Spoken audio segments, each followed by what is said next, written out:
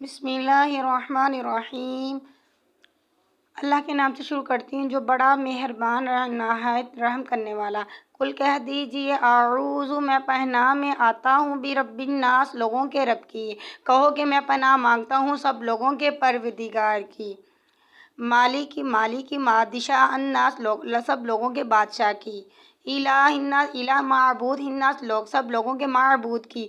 مطلب یہ ہے کہ اللہ تعالیٰ کی پناہ مانگتا ہوں جب کہ پروردگار بھی ہے صحیح معنی میں، سب کا بادشاہ بھی اور سب کا معبود حقیقی بھی۔ من شر سے وسوسے ڈالنے والے، خناس چھپ کر حملہ کرنے والے، اس وسوسے ڈالنے والے کے شر سے جو پیچھے کو چھپ جاتا ہے۔ اس مستعان حدیث میں حضور نبی کریم صلی اللہ علیہ وآلہ وسلم کا یہ ارشاد منقول ہے کہ جو بچہ بھی پیدا ہوتا ہے اس کے دل پر وسوسے ڈالنے والا شیطان مسلط ہو جاتا ہے۔ جب وہ ہوش میں آ کے اللہ تعالیٰ کا ذکر کرتا ہے تو یہ وسوسے ڈالنے والا پیچھے کو دب جاتا ہے۔ جب وہ غافل ہوتا ہے دوبارہ آ کے وسوسے ڈالتا ہے۔ الذی یوسوس جو وسوسے ڈالتا ہے، فی میں صدور الناس لوگوں کے دلوں میں، جو لوگوں کے دلوں میں وسوسے ڈالتا ہے، من الجنۃ والناس من الجنۃ جنوں میں سے اور انسانوں، والناس اور انسانوں میں، چاہے وہ جنات میں سے ہو یا انسانوں میں سے۔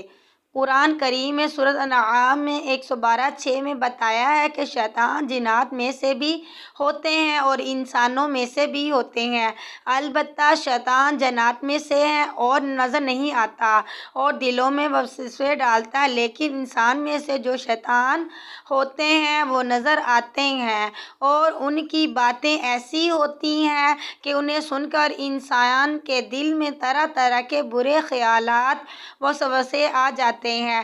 اس لیے اس آیت کریمہ میں دونوں قسم کے وسوسے ڈالنے والوں کے پناہ مانگی گئی ہے۔